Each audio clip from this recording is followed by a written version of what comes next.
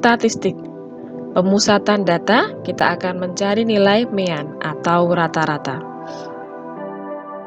Tujuan pembelajaran pada pertemuan kali ini, melalui pembelajaran diharapkan murid dapat menentukan dan menganalisis ukuran pemusatan data dan penyebaran data yang disajikan dalam bentuk tabel distribusi frekuensi dan histogram. Dalam hal ini kita akan menentukan nilai median atau rata-rata. Quran Surat Ar-Maryam ayat 94, Laqad ahsahum wa addahum adda. Dia, Allah, benar-benar telah menentukan jumlah mereka dan menghitung mereka dengan hitungan yang teliti. Begitupun ilmu statistik di sini akan menentukan nilai median atau rata-rata dengan hitungan yang teliti.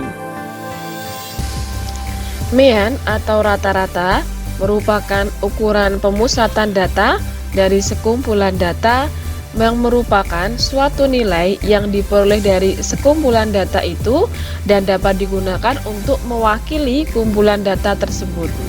Sekumpulan data biasanya mempunyai kecenderungan untuk terkonsentris pada suatu nilai pemusatan.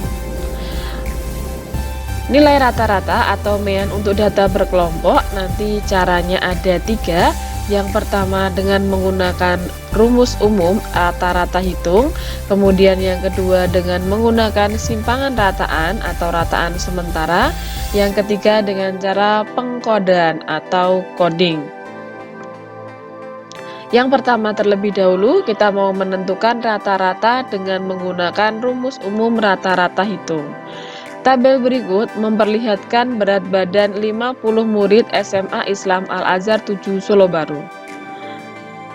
Data 31 sampai dengan 34 itu berjumlah 4 anak, 36 sampai dengan 40 berjumlah 6 anak, 41 sampai dengan 45 berjumlah 9 anak, 46 sampai dengan 50 berjumlah 14 anak, 51 sampai dengan 55 sejumlah 10 anak, 56 sampai dengan 60 sejumlah 5 anak, 61 sampai dengan 65 sejumlah 2 anak.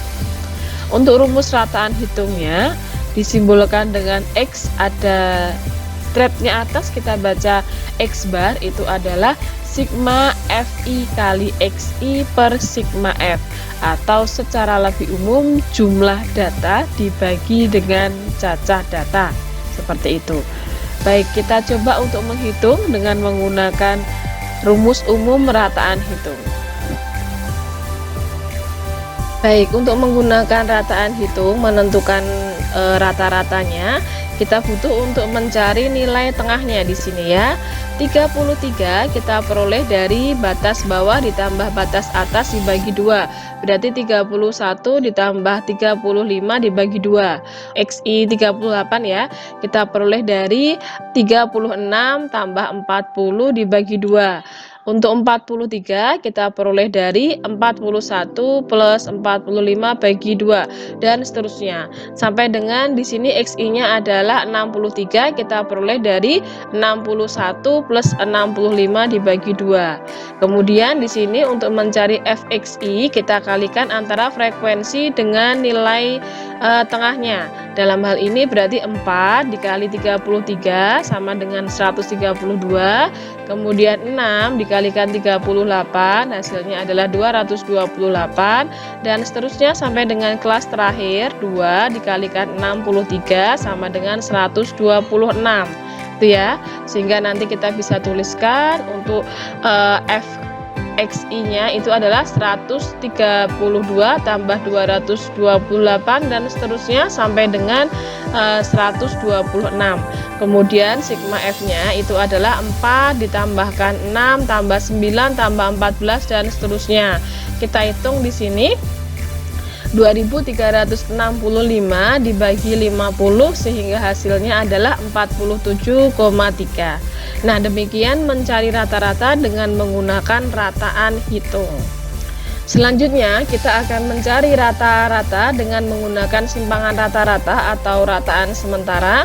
Datanya masih sama, tabel berat badan 50 murid SMA Islam Al-Azhar 7 ya.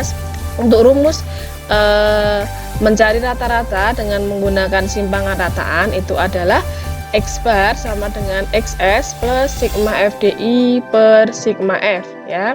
Keterangannya di sini XS adalah rataan sementara, FI adalah frekuensi kelas ke I, DI itu selisih setiap nilai tengah dengan rataan sementara ya.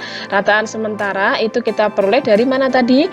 Nilai tengah pada kelas yang tengah atau nilai yang frekuensinya paling besar gitu ya.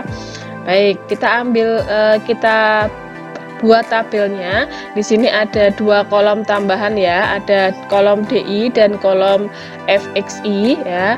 Untuk XI tadi sama seperti penjelasan sebelumnya. XI itu nilai tengahnya ya. Jadi kita peroleh dengan menjumlahkan batas atas dengan batas bawah kemudian dibagi dua. Nah, lanjut untuk rataan sementara kita peroleh 48. Kenapa? Karena dia merupakan nilai tengah di kelas yang paling tengah seperti itu dan frekuensinya di sini paling besar.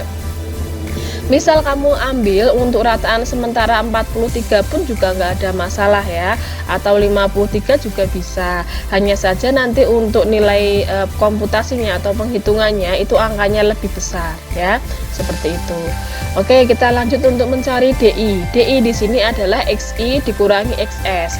Berarti untuk mendapatkan nilai negatif 15 kita peroleh dari 33 dari sini dikurangi dengan 48. Ya, untuk memperoleh nilai negatif 10 kita peroleh dari 38 dikurangi 48. Untuk memperoleh nilai negatif 5 di sini kita peroleh dari 43 dikurangi 48 dan seterusnya sampai dengan 15 di sini kita peroleh dari 63 dikurangi 48. Gitu ya. Nah, selanjutnya kita ada kolom lagi di sini FIXI, yaitu dikalikan pengalian antara frekuensi dengan XI. Berarti di sini 4 dikalikan dengan negatif 15 berarti negatif 60. Kemudian 6 dikalikan dengan negatif 10 berarti negatif 60. Kemudian 9 dikalikan dengan negatif 5 sama dengan negatif 45 dan seterusnya. Untuk kelas terakhir ya, berarti frekuensinya 2 dikalikan dengan 15 berarti berarti 30 seperti itu.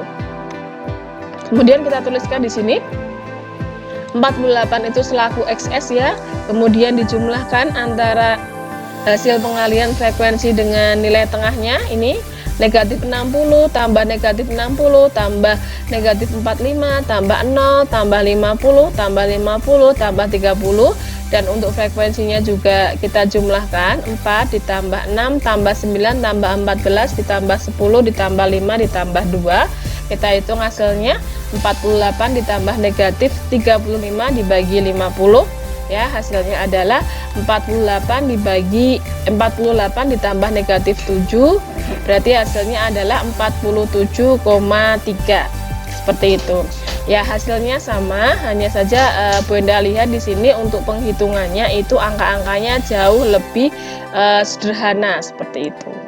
Itu cara menentukan nilai rata-rata dengan rataan sementara. Selanjutnya kita menentukan rata-rata dengan pengkodean atau cara coding. Datanya masih sama ya, kita ambilnya. Untuk rumusnya itu adalah X bar sama dengan XS plus P dikali sigma FIUI per sigma F, di mana XS itu adalah rataan sementara, FI itu adalah frekuensi kelas ke I, P itu adalah panjang kelas, UI kalau tadi di rataan sementara ada DI, di kode di sini ada UI, itu adalah kodenya ya, di mana UI di kelas XS nanti 0 dan kode bulat negatif berurutan negatif 1, negatif 2, negatif 3 untuk kelas-kelas sebelum XS. Dan kode bulat positif berurutan 1, 2, 3 dan seterusnya untuk kelas-kelas sesudah XS, kelas rataan sementara. Baik, sama tadi untuk berat badannya, kemudian FI-nya dan XI-nya sama. Nah, ini UI-nya di sini ya, yang nanti kita perlu jelaskan. Misal diambil untuk rataan sementara adalah 48. Nah, ini berarti kodenya adalah 0 di sini. Kelas sebelumnya urut ya, ini perlihatkan negatif 1, kemudian negatif 2, kemudian negatif 3 di sini. Ke bawah juga urut di sini 1, kemudian 2, kemudian 3. Nah, FIUI di sini kita kalikan antara frekuensi dengan UI, berarti 4 dikalikan dengan negatif 3 sama dengan negatif 12. Kemudian 6 dikalikan dengan negatif 2, itu berarti hasilnya adalah negatif 12. Kemudian 9 dikalikan dengan negatif 1, hasilnya adalah negatif 9. Dan seterusnya 2 dikalikan dengan 3, berarti hasilnya adalah 6, seperti itu. Ini juga sama ya, caranya sama. Nah, terus lanjut kita tinggal hitung di sini. XS-nya berarti 48, kita tuliskan. P-nya itu panjang kelas. Kenapa 5? Lihat di sini. Kalau intervalnya 31 sampai dengan 35, berarti panjang kelasnya adalah 5. Kemudian sigma FIUI kita jumlahkan, negatif 12 tambah negatif 12 tambah negatif 9 tambah 0 tambah 10 tambah 6. Dari sini ya, ini dijumlahkan. Kemudian 4 ditambah 6 ditambah 9 tambah 14 tambah 10 tambah 5 tambah 2, itu merupakan penjumlahan dari frekuensinya, sehingga nanti kita bisa hitung di sini 48 ditambah 5 dikalikan negatif 7 dibagi 50, berarti 48 ditambah negatif 7, hasilnya adalah 47,3. Baik, sama ya ketika kita menghitung rata-rata dengan menggunakan rataan hitung, kemudian dengan menggunakan rataan sementara atau dengan menggunakan kode. Kalau Bu Endah lihat komputasinya, lihat angkanya. Untuk komputasi dengan cara kode atau pengkode atau coding di sini ya, itu angka-angkanya jauh lebih sederhana. Baik, silahkan selanjutnya untuk bisa berlatih di sini ya. Berikut itu adalah, kalau tadi disajikan dalam bentuk data distribusi frekuensi, ini disajikan dalam bentuk histogram ya. Perhatikan data berikut ya. Kemudian silahkan mencari nilai rata-ratanya dengan menggunakan cara yang menurut kalian paling efisien. Silahkan dibandingkan ya, silahkan dibandingkan nanti menggunakan rataan hitung dengan menggunakan rataan sementara atau dengan pengkodean ya. Silahkan dicoba. Kemudian menurut kalian cara yang paling efektif, efisien itu yang mana? Demikian penjelasan dari Bu Endah. Semoga bisa memperkaya hasanah keilmuan kalian. Tetap semangat, tetap berprestasi meski di tengah pandemi. Sekian, wassalamualaikum warahmatullahi wabarakatuh.